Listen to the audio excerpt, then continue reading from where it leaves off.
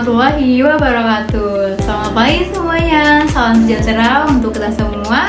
Perkenalkan, saya Patricia Octaviona dari jurusan Sastra Inggris bidang penerjemah dengan NIM 050992362 UPBJJ Jakarta.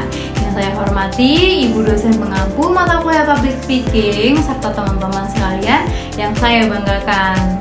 Jadi pada kesempatan kali ini saya akan menyampaikan pidato dengan topik membangun kecerdasan emosional untuk sukses di era digital 2026.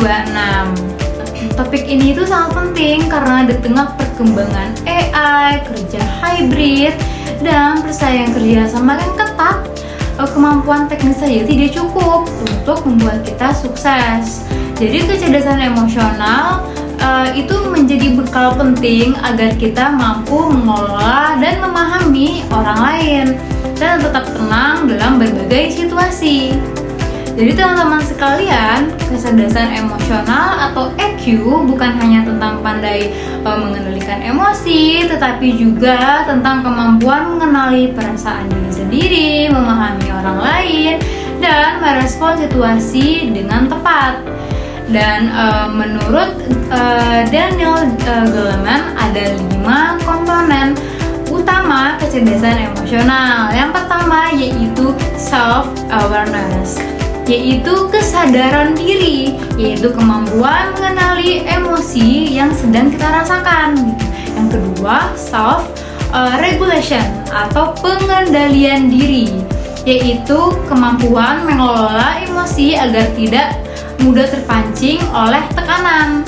Yang ketiga yaitu motivation atau motivasi diri, yaitu dorongan untuk tetap semangat mencapai tujuan meskipun menghadapi hambatan.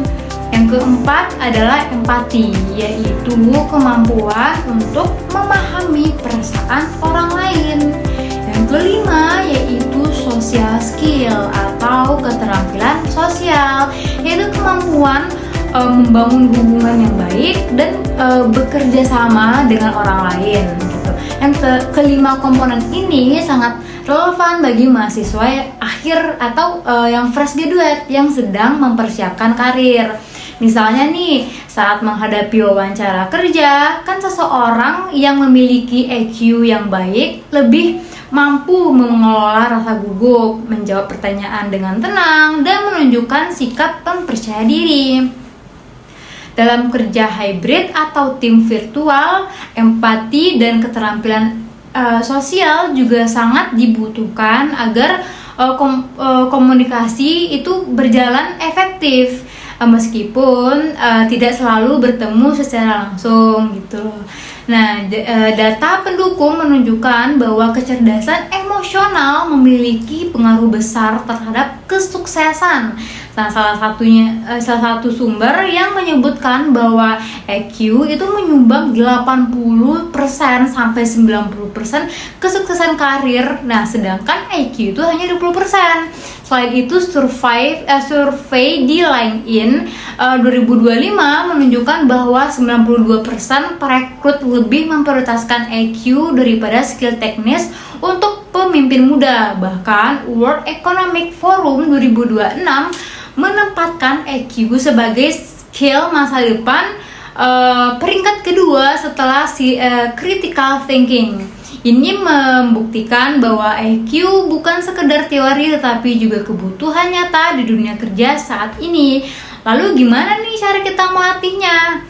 Nah, salah satu teknik sederhana yaitu berhenti sejenak ketika emosi kita mulai naik. Tarik napas dalam-dalam, kenali apa yang sedang kita rasakan, lalu pilih respon yang paling tepat.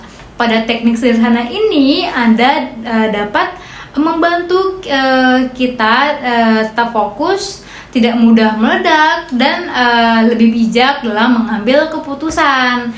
Nah, sebagai penutup, saya ingin mengajak teman-teman semua untuk mulai melatih kecerdasan emosional dari hal-hal kecil, mulai dari mengenali diri sendiri, emosi diri sendiri, mengendalikan respon, melatih empati, dan membangun hubungan yang baik dengan orang lain. Di era digital 2026, mereka yang unggul bukan hanya tentang orang mereka yang cerdas secara intelektual tetapi juga yang matang secara emosional. Jadi mari kita jadikan EQ sebagai salah satu modal utama untuk sukses di masa depan. Nah, terima kasih semuanya atas perhatiannya. Semoga bermanfaat. Wassalamualaikum warahmatullahi wabarakatuh.